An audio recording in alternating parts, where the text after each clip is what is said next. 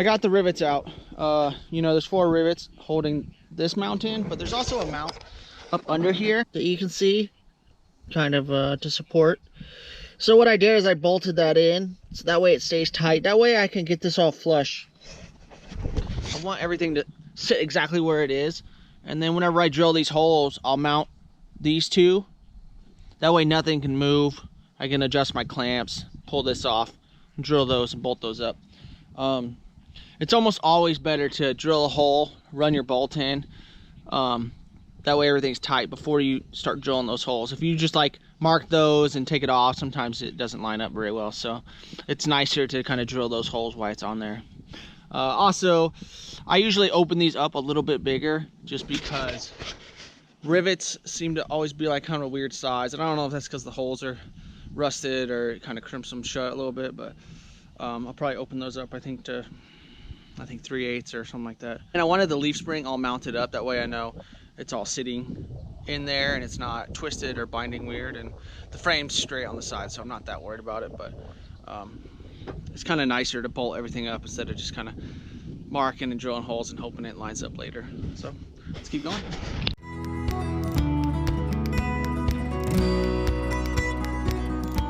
This side's all done. You can tell those rivets are right around 3/8. So I actually drilled them out to 1/2-inch bolts just so it's very strong in the back. I will tell you that if you move this back, this back hole does not, it runs into the old hole.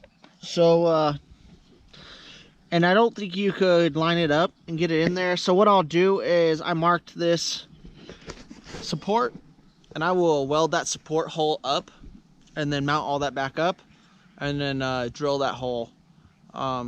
It's easier to weld up the mount than it is to weld up the frame and that cross member. But I kind of like how that cross member all blends in. That bolt will be connecting everything.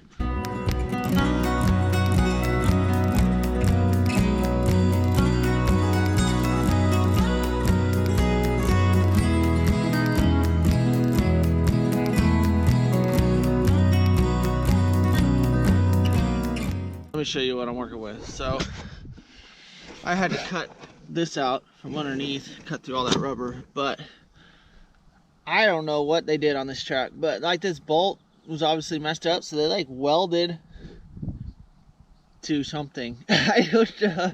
They're trying to just like, I don't know if it's just stripped or stuck in there, and they're like, let me just weld the bolt to so it doesn't come out. But this side came out, which is awesome. I was happy about that. I will not lie, that hole's a little wallered out, so I might end up welding that hole up and then opening it and then drilling it back out, just so I have a nice clean hole. I don't really want a lot of slop in the front end, but this side, yeah, they welded that up, so I'm gonna have to pull that out and then try to grind that weld down flush. It's just, I don't know what's up with this truck. It's cool if you know how to weld, but you don't have to weld everything.